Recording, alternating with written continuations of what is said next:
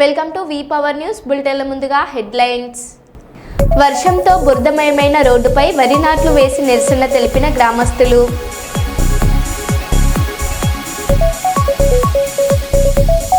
మల్దీవులతో స్వేచ్ఛ వాణిజ్యంపై చర్చలు ప్రధాని మోదీ.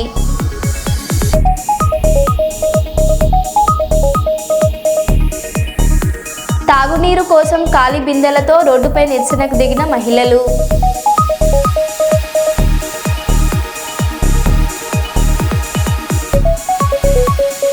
సుల్తానాబాద్ లయన్స్ క్లబ్ ఆధ్వర్యంలో రిటైర్డ్ ఆర్మీ సైనికులకు సన్మానం.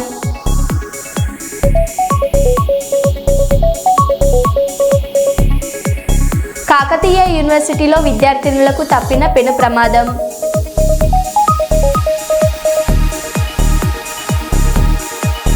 ఇక వివరాల్లోకి వెళ్తే, జిల్లా కేంద్రమైన కాకినాడ ప్రభుత్వ ఆసుపత్రి మార్చుటూ ఎదుట ఆందోళన. నిన్న జరిగిన కాకినాడ యానం జాతీయ రహదారిలో జరిగిన ఘోర రోడ్డు ప్రమాదంలో 3 మృతి చెందిన విషయం విదితమే. ఈ ఘటనకు సంబంధించి మృతుల కుటుంబ సభ్యులు న్యాయం చేయాలంటూ ధర్నా నిర్వహించిన వీడియో.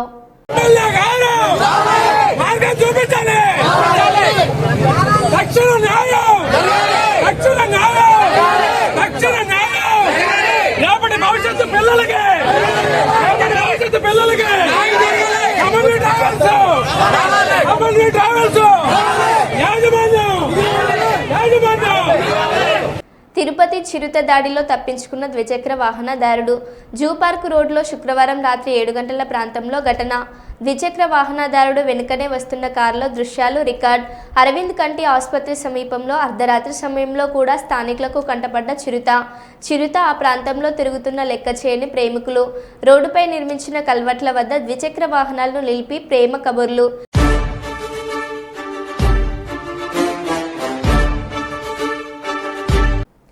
వరంగల్ ఎంజిఎం హాస్పిటల్లోని డి అడిక్షన్ సెంటర్ ఓపీవీ విభాగంలో లీగల్ ఎయిడ్ క్లినిక్ను వరంగల్ జిల్లా ప్రధాన న్యాయమూర్తి విబి నిర్మల గీతాంబ ప్రారంభించారు. ఈ సందర్భంగా జిల్లా ప్రధాన న్యాయమూర్తి మాట్లాడారు.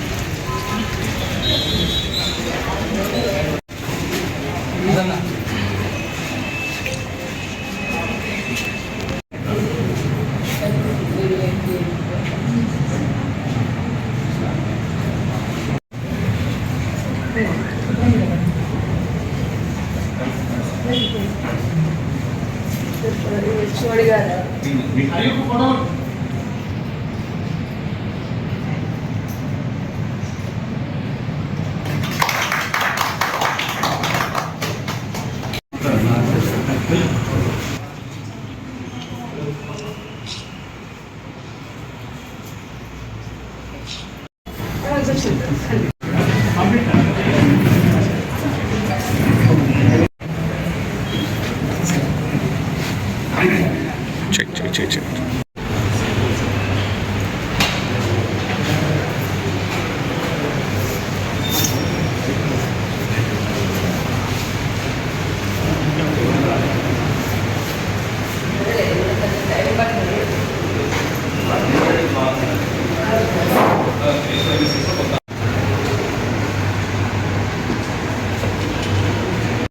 వరంగల్ పుర ప్రజలందరికీ తెలియజేయడంగా ఈరోజు మనము సింధుజ పిఎల్వి గారు మన వరంగల్ న్యాయ సేవాధికార సంస్థ ద్వారా ఇక్కడ ఒక clinic HOD Warangal MGM hospital వారి ఆధ్వర్యంలో వారి సహకారంతో మనం ఇక్కడ క్లినిక్ ఓపెన్ చేయడం జరిగింది. ఈ లీగల్ ఎయిడ్ క్లినిక్లో తను ప్రతి శనివారము అవైలబిలిటీలో ఉంటుంది. ఎందుకనగా ఎమ్మెల్సీ కేసుల్లో కానివ్వండి, ఎటువంటి సమస్యలు వచ్చినా కానివ్వండి, వారికి సరైన న్యాయ సలహా అందించడం కోసం, న్యాయ సహాయం చేయడం కోసం, ఉచిత సహాయం చేయడం కోసం మనం వరంగల్ న్యాయ సేవాధికార సంస్థ ద్వారా ఈ అవకాశాన్ని వరంగల్ ప్రజలందరికీ కూడా కలగజేయడం జరుగుతుంది.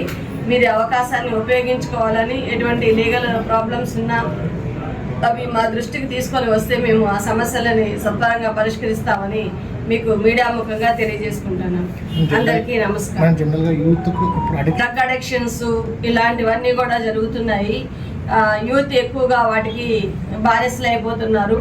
అటువంటి వాళ్ళందరికీ కూడా ఒక రిహాబిలిటేషన్ సెంటర్ లాగా ఏదైనా ట్రీట్మెంట్ ఇక్కడ సైక్రాటిస్ట్ గారు ఉన్నారు, అదేవిధంగా సైకాలజిస్టులు ఉన్నారు. అలాగే మా కౌన్సిలింగ్ ఇవ్వడానికి మా న్యాయ సేవాధికార సంస్థ ద్వారా కూడా అడ్వకేట్స్ని కానివ్వండి, అదేవిధంగా డాక్టర్స్ని, పిఎల్వీస్ కూడా ఉన్నారు.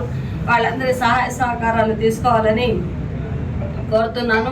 వాళ్ళందరికీ కూడా ఈ సమస్యలను తీర్చుకోవడానికి ఇదొక వేదికగా భావిస్తున్నాను. Thank you. మీడియా సమావేశంలో మాట్లాడిన మాజీ ఎమ్మెల్యే కేతిరెడ్డి పెద్దిరెడ్డి, నువ్వు నీ భార్యతో నువ్వు మాట్లాడే అబద్ధాలన్నీ నిజమని చెప్పించుకో. కనీసం నేను ఇంటి దగ్గరకు వచ్చి క్షమాపణ చెప్తా. ఎందుకు బుద్ధి లేని మాటలు, ఆడవాళ్ళను రాజకీయాలు లాగేది, ఇవన్నీ చేశాను. కనీసం ఆలోచన కూడా తెలియదు. చంద్రబాబు రీకాల్ పెడితే మా కోడలను మీటింగ్ పంపిస్తే అక్కడ పోలీస్ అధికారులు కూడా అడ్డుకొని ఆమె స్పీచ్ అయిపోతానే తిరిగి పంపించడం జరుగుతుంది. అంటే నీలాంటి నీచమైన సంస్కృతి నాకు లేదు. నేను ఎంతసేపు ఉన్నా నాకు తెలిసిందేది, నాకు ఏది మాట్లాడాలనుకుంటే అది మాట్లాడతా తప్ప నీ మాదిరి అబద్ధాలు అన్నీ చెప్తూ దాన్ని నిజం చేసేదానికి ప్రయత్నం చేసే మనస్తత్వం నాకు కాదు.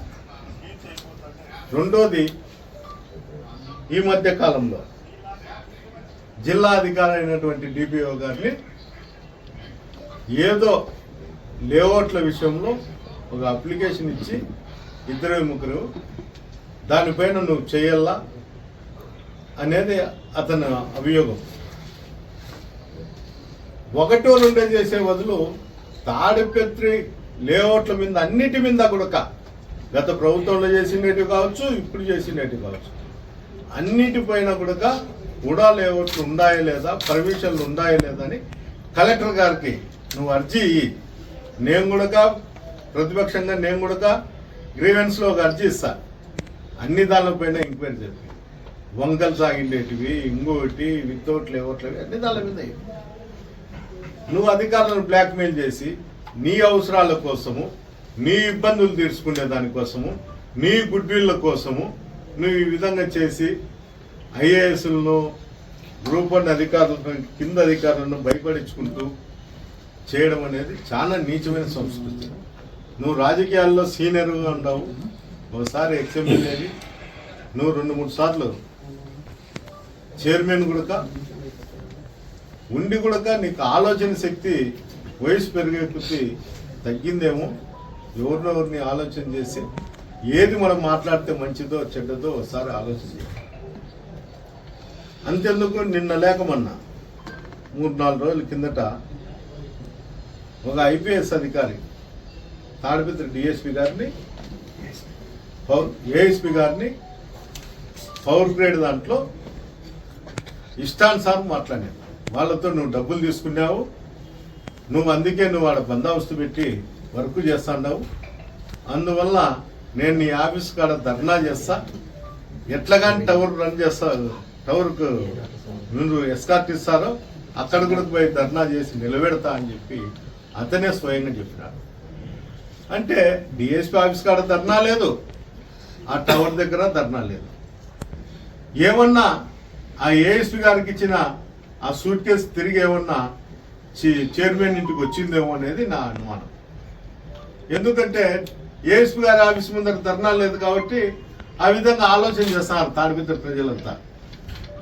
ఆ టవర్ దగ్గర కూడా పోయి అతను ధర్నా చేయలేదు కాబట్టి ఈ ఏఎస్పీ గారికి ఇచ్చినటువంటి ఆ సూట్ కేసు నాకు చేరింది, ఈ కాంట్రాక్టర్లు హైదరాబాద్ లో నన్ను వచ్చి కలిసే విధంగా మీరే అరేంజ్ చేయండి అని పోలీస్ అధికారులకు చెప్పి వీళ్ళు మెసేజ్ ఏదన్నా పంపించింటే ఈయన హైదరాబాద్ లో సెటిల్ చేసుకునే దానికోసము ఇతను హైదరాబాద్ ఈ విధంగా జిల్లా అధికారులను కానీ ఎవరైనా కానీ కాంట్రాక్టర్లు కానీ ఈ విధంగా నీచంగా ప్రవర్తిస్తూ ప్రజలకు ఏ విధంగా మెసేజ్ పంపిల్లో అతనికి ఆలోచన. మళ్ళా నేను మీటింగ్ పెట్టిన దాంట్లో అతను వచ్చి ఇస్తర్లు ఎత్తుతారు, గంట కూడా గాలి. మున్సిపాలిటీలో అట్లాంటివి దండిగా ఉంటాయి. డ్రైనేజీలు పారుతాండాయి రోడ్ల మీద. చెత్త పనులు ఇంతవరకు పోయే పరిస్థితి కూడా లేదు. వారానికి ఓ రోజు పోతే కూడా గగనం. దానిపైన దృష్టి పెట్టు జేసీ ప్రభాకర్ రెడ్డి గారు. నువ్వు అనవసరమైన దానిలో అనవసరమైన ప్రైవేట్ ప్రాపర్టీలకు పోయి క్లీన్ చేయాల్సిన అవసరం ఏమీ లేదు. ఈ విధంగా క్లీన్ చేస్తామని తెలిసే ప్రతి ఇంటోడు నిన్ను పిలిచే పరిస్థితి వచ్చింది. మా టాయిలెట్లు బాగాలేవు, మా బాత్రూమ్లు బాగాలేవు, మా చెత్త ఎవరు ఎత్తకపోవడం లేదు మీ మున్సిపాలిటీ వాళ్ళని చెప్పే పరిస్థితి వచ్చింది. ఆ పరిస్థితి నువ్వు తెచ్చుకోవద్దు. గౌరవంగా ఉండా అనుకుంటున్నావు. నువ్వు ఆ గౌరవం నువ్వు నిలబెట్టుకుంటే మంచిదని ఈ సందర్భంగా తెలియజేస్తాను. భూపాలపల్లి జిల్లా కేంద్రంలో దేశ రక్షణ కోసం కార్గిల్ యుద్ధంలో వీరోచితంగా పోరాడి వీరమరణం పొందిన అమర జవాన్లకు కార్గిల్ దివాస్ సందర్భంగా అమర జవాన్ స్తూపం వద్ద ఘన నివాళులర్పించిన అమరవీరుల కుటుంబ సభ్యులు, పోలీసులు, విద్యార్థులు తదితరులు పాల్గొన్నారు. అమరవీరుల స్తూపం వద్ద జాతీయ పతాకావిష్కరణ చేసి మౌనం పాటించి అనంతరం నివాళులర్పించారు. మాజీ సైనికులు దేశ రక్షణ కోసం పోరాడి మరణించిన ఆర్మీ జవాన్ల త్యాగాలను ఎప్పటికీ మర్చిపోమని, వారి కుటుంబాలకు అండగా ఉంటామన్నారు.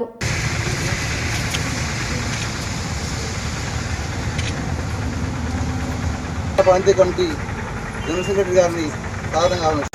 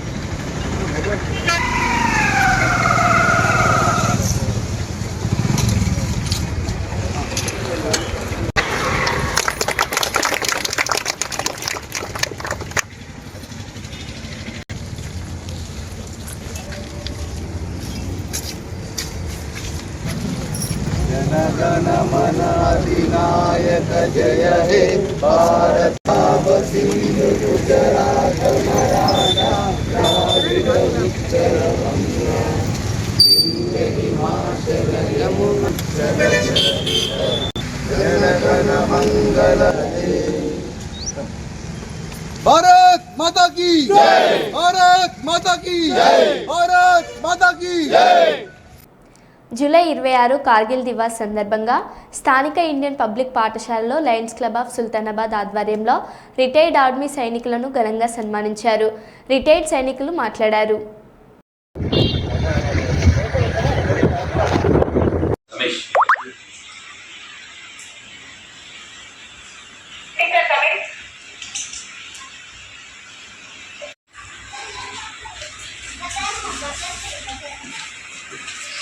కార్గిల్ దినోత్సవం సందర్భంగా Indian public school Lions club ఆధ్వర్యంలో మాజీ సైనికులకు సన్మానము చేయడం జరిగినది.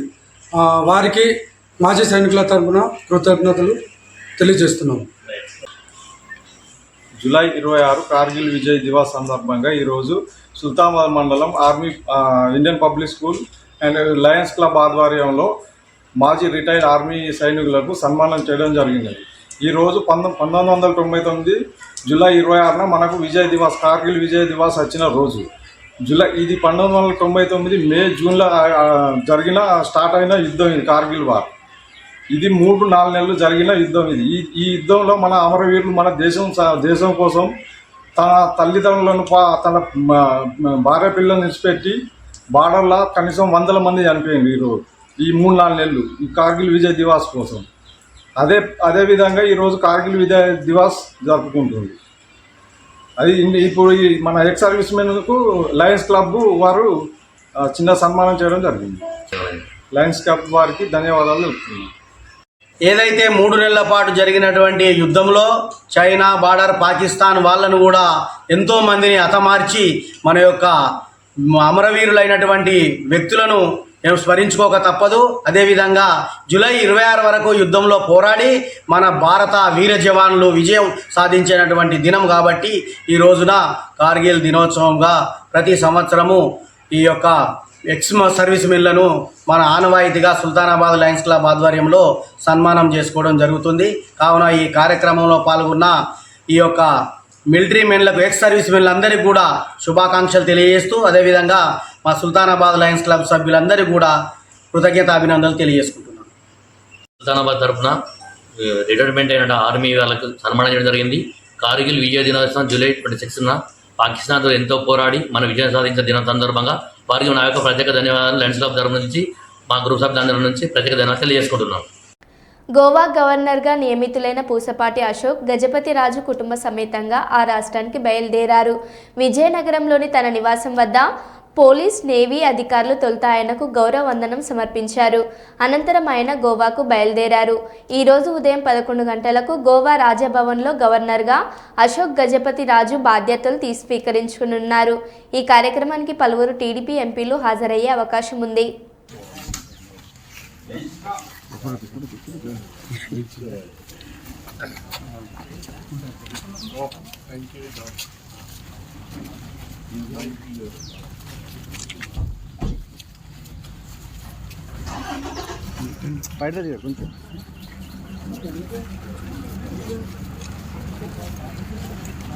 బయటరాజు గారు చేతులు పట్టుకండి.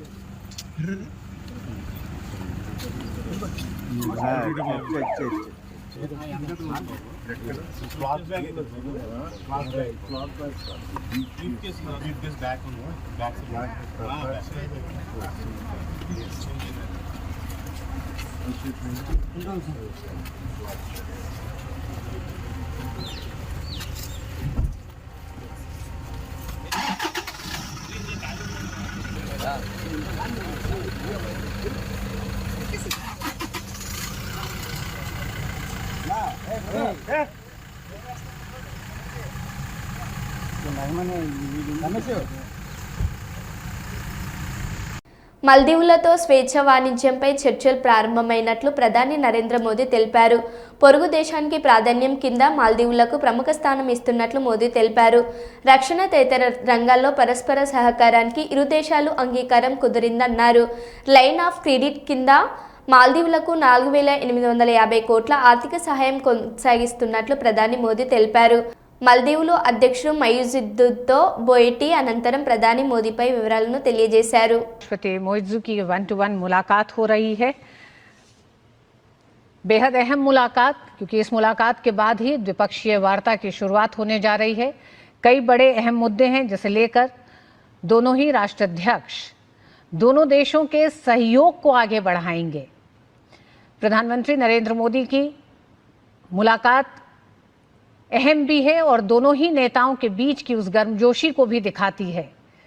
2023 के बाद से मालदीव में नई सत्ता परिवर्तन के साथ 2025 जुलाई तक के इस सफर में कई बड़े बदलाव हुए और उन बड़े बदलावों के बाद की ये एक बड़ी तस्वीर दिखाई दे रही है, जिसमें दोनों ही राष्ट्राध्यक्ष गर्मजोशी के साथ मुलाकात हुई और इस समय दोनों के बीच में कई बड़े मसलों को लेकर आपसी चर्चा हो रही है.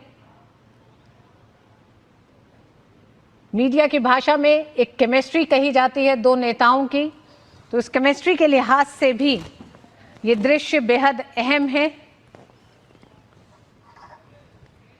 प्रधानमंत्री नरेंद्र मोदी की मालदीव की राजकीय यात्रा है. राष्ट्रपति मोइज़ू के निमंत्रण पर प्रधानमंत्री मालदीव की 2 दिवसीय यात्रा पर हैं.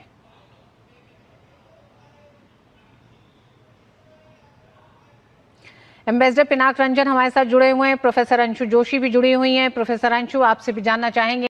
రేవంత్ రెడ్డికి సోనియా గాంధీ లేఖ రాసిందంట. అది ఆయనకి ఆస్కార్ అవార్డని అన్నాడు. ఇంతకు ఏం రాసిందని నేను పరిశాన్ అయ్యి లేఖ చూస్తే నేను రాలేకపోతున్నా అని రాసింది అంతే. పాపం ఈయనకి చదువు రాదు అనుకుంటా. దానికి ఈయన పట్టుకొని ఇది నాకు ఆస్కార్ అవార్డు అంటున్నాడు. రేవంత్ రెడ్డికి ఇవ్వాల్సింది ఆస్కార్ అవార్డు కాదు, భాస్కర్ అవార్డు అని కేటీఆర్ అన్నారు. ఆయనకట సోనియా గాంధీ ఉత్తరం రాసిందట. ఏమని? సోనియా గాంధీ గారు నాకు ఉత్తరం రాసిండ్రు, చాలా బాగా చేసినామని రాసిండ్రు. నేను దానికి ఇది నాకు ఆస్కర్ అవార్డు కంటే, నాకు లైఫ్ టైం అచీవ్మెంట్ కంటే, గోల్డ్ మెడల్ కంటే ఇదే నాకు ఎక్కువ అన్నాడు. నేను ఏం రాసిందిరా సోనియా గాంధీ ఈయనకని చెప్పి నేను పరిశాన్ అయినా. ఇంతకు ఏం రాసిందాయా అని అందులో ఉంటే ఆ ఉత్తరం, ఈయనకేమో పాపం చదువు రాదు, చెప్పేటోడు ఎవడు లేడు పక్కకు. ఆ డిగ్రీ కూడా నాకు తెలిసి దొంగ డిగ్రీ తప్ప నిజాం డిగ్రీ అయితే కాదు. మీరు చూడు, ఆ లెటర్ చూసిరా లేదా మీరు? ఆ లెటర్లో ఏం రాసింది తెలుసా? సోనియమ్మ, నువ్వు పిలిచినావు నన్ను, కానీ నేను రాలేకపోతున్నా, ఏమనుకోకని రాసింది అంతే, అంత తప్ప ఏం రాయలేదు. దానికి ఈయన పట్టుకొని ఇగో ఇది నాకు ఆస్కర్ అవార్డు, నీకు కావాల్సింది ఇవ్వాల్సింది ఆస్కర్ అవార్డు కాదురా నాయన, నీకు ఇవ్వాల్సింది భాస్కర్ అవార్డు. అదేదో సినిమాలు చెప్తారు చూడు భాస్కర్ అవార్డు అని. ఈయన చేసిన మోసాలకు ఇవ్వాల్సింది భాస్కర్ అవార్డే తప్ప ఆస్కర్ అవార్డు అయితే కాదు. జర ఎవడో ఒకడు జర దయచేసి ఎవరో ఒకరు మీరు పోయి చదువు చెప్పురు కొద్దిగా ఆయనకు, ఎందుకంటే ఆయనకు వాళ్ళు ఉన్నదేదో తెలియదు. ఎవరో ఏదో రాసిస్తే చదువుడు తప్ప లొడలోడ ఒరుడు తప్ప ఏం తెలియదు. చోరీలకు పాల్పడుతున్న అంతరాష్ట్రాల దొంగల ముఠాను పోలీసులు అరెస్ట్ చేశారు. శుక్రవారం హలియా సర్కిల్ కార్యాలయంలో ఎస్పీ శరత్ చంద్ర పవార్ మీడియాకు తెలిపిన వివరాల ప్రకారం చోరీలకు పాల్పడుతున్న 9 మందిని అరెస్ట్ చేసి 25 లక్షల రూపాయల విలువ చేసే 20 బైకులు, 5 సెల్ ఫోన్లు, 2 తులాల బంగారం రికవరీ చేసి రిమాండ్కు పంపినట్లు ఎస్పీ తెలిపారు. ఈ మీడియా సమావేశంలో డీఎస్పీ సిఐ ఎస్ఐ పాల్గొన్నారు. మన హాలియా సర్కిల్కి సంబంధించి 20 కేసుల దాకా మనకి బైక్ థెఫ్ట్స్ అన్నీ కూడా రిజిస్టర్ అవ్వడం జరిగింది. వీళ్ళ దగ్గర నుంచి మనము 20 బైక్స్ రికవర్ చేయడం జరిగింది. త్రిపురారంకి సంబంధించి 12 కేసులలో 10 బైకులు, హాలియాలో 8 కేసులకి 10 బైకులు మనం రికవర్ చేసినాం. ఈ బైక్స్ది మొత్తం వాల్యూ కూడా సుమారు 25 lakhs దాకా ఉంటుంది. దీంతోపాటు చైన్ స్నాచింగ్ టీమ్ కూడా ఉంది కాబట్టి మనము ఒక 2 తులాల బంగారము, దాంతోపాటు కొన్ని 5 సెల్ ఫోన్లు కూడా మనము రికవర్ చేయడం జరిగింది. అయితే ఈ టీమ్స్కి వస్తే మనము హాలియాలో పట్టుకున్నవి 2 టీమ్స్, ఒకటి శ్రీను ఇంకా నాగరాజ్, వీళ్ళిద్దరు పల్నాడు జిల్లాకి చెందిన వాళ్ళు. వీళ్ళ మీద పాత అఫెన్స్ కూడా చేయడం జరిగింది. వీళ్ళకి హైదరాబాద్లో కొన్ని కేసులు ఉన్నాయి వీళ్ళ మీద. వీళ్ళ దగ్గర నుంచి మనం 6 వెహికల్స్ దాకా రికవర్ చేయడం జరిగింది. మొహమ్మద్ జానీ అనేది ఇతని సింగిల్ అఫెండర్. ఇతని దగ్గర నుంచి మనము బైక్స్ రికవర్ చేయడం జరిగింది. ముఖ్యంగా త్రిపురారం పోలీస్ స్టేషన్కి సంబంధించి 6 నిందితులు. వీళ్ళలో అడవిదేవులపల్లికి సంబంధించిన వాళ్ళు 3, దామర్చెల్లకి సంబంధించిన వాళ్ళు 2, మిగతా వాళ్ళు హైదరాబాద్, ఒకళ్ళు ఏపీకి సంబంధించిన వాళ్ళు ఉన్నారు. వీళ్ళు కూడా చాలా వరకు జల్సాలకి అలవాటు పడి కొంతవరకు డబ్బులు ఖర్చుకి ఇట్లాంటివన్నీ అఫెన్సులు చేస్తున్నారు. సో ఈ 3 కూడా మోడస్ ఆపరెండి ఏంటంటే, ఈ త్రిపురారంకి సంబంధించిన టీం వాళ్ళు మనకి ఓపెన్గా పార్క్ చేసి ఉన్న వెహికల్స్ రాత్రిపూట వెళ్ళి వాటిని లాక్ బ్రేక్ చేసి వెహికల్స్ తీసుకొని వెళ్ళిన తర్వాత దారిలో మళ్ళీ ఏదైనా స్నాచింగ్ లాంటివి కూడా చేయడం ఉన్నది. ఒక స్నాచింగ్ కేసు కూడా వీళ్ళు చేసినారు. ఇది మనకి ఎర్రగొండలపాలెం ప్రకాశం డిస్ట్రిక్ట్లో ఒక 2 తులా స్నాచింగ్ చేసినారు. ఆ స్నాచింగ్కి సంబంధించిన మన మెటీరియల్ కూడా మనం రికవర్ చేయడం జరిగింది. అండ్ మిగతా మన హాలియాకి సంబంధించిన టీంలో వీళ్ళు కూడా బస్ స్టాండ్స్ దగ్గర ఉన్న వెహికల్స్, లేకపోతే ఏదైనా ఎక్స్పెన్సివ్ కొత్త వెహికల్స్ ఉంటే వాటిని లాక్ బ్రేక్ చేయడమా, లేకపోతే ఇంటికెళ్ళి ప్లగ్తో స్టార్ట్ చేయడమా, ఇట్లాంటివన్నీ చేసి వెహికల్స్ అన్నీ కూడా వాళ్ళు దొంగతనం చేయడం జరిగింది. ఇప్పుడు వీళ్ళందరినీ కూడా మేము ఇప్పుడు జ్యుడిషియల్ రిమాండ్కి పంపుతున్నాం.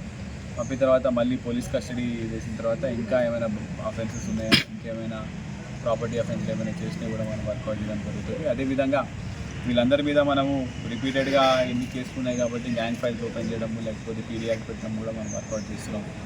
అయితే నల్గొండ జిల్లా హాలియా మండలంలో కూడా దొంగతనాలకు సంబంధించి స్పెషల్గా ఫోకస్ పెడుతున్నాం. ఇక్కడ కూడా దొంగతనాలు కాకుండా కూడా మనం చర్యలు తీసుకుంటాము. అయిన తర్వాత కూడా ఒకవేళ అయితే కూడా ఎమ్మటే పట్టుకునే విధంగా కూడా స్పెషల్గా టీమ్స్ ఫామ్ చేసి వర్కౌట్ చేయడం జరుగుతుంది. ఎంటైర్ ఆపరేషన్ కూడా మన సిఐ హాలియా గారు, మన త్రిపురారం ఎస్ఐ గారు అండ్ ఎస్ఐ హాలియా గారు కూడా ప్రత్యేక చొరవతో ఇది చేయడం జరిగింది. So my hearty congratulations and DSP. హైదరాబాద్తో పాటు రాష్ట్రంలోని పలు జిల్లాలలో భారీ వర్షం పడుతుంది. నగరంలోని పంజాగుట్ట, యూసఫ్గూడ, జూబ్లీహిల్స్, మాదాపూర్, కూకుట్పల్లి, ఎర్రగడ్డ, బోరబండ, సనత్ నగర్, ఉప్పల్, ఎల్బీ నగర్, మెహదీపట్నం ఏరియాల్లో వర్షం పడుతుంది. రాత్రంతా కూడా హైదరాబాద్ సిటీలో కుండపోత వర్షం కురుస్తుందని వాతావరణ శాఖ తెలిపింది. ప్రజలంతా బయటికి రావద్దని, అత్యవసర సమయాల్లో మాత్రమే బయటకు రావాలని అధికారులు తెలిపారు.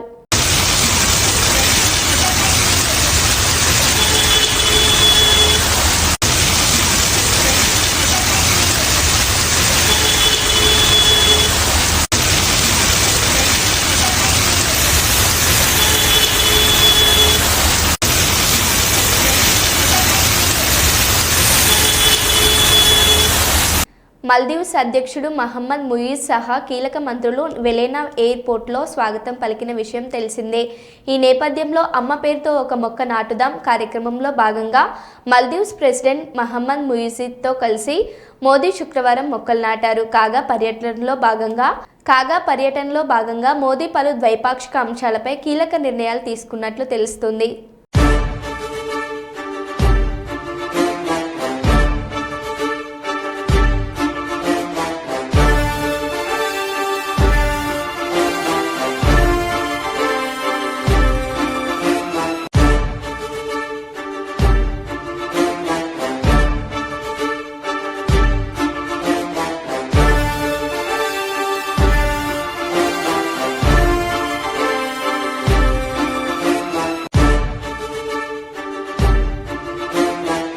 మరో బులెటిన్లో మళ్ళీ కలుద్దాం. Stay tune.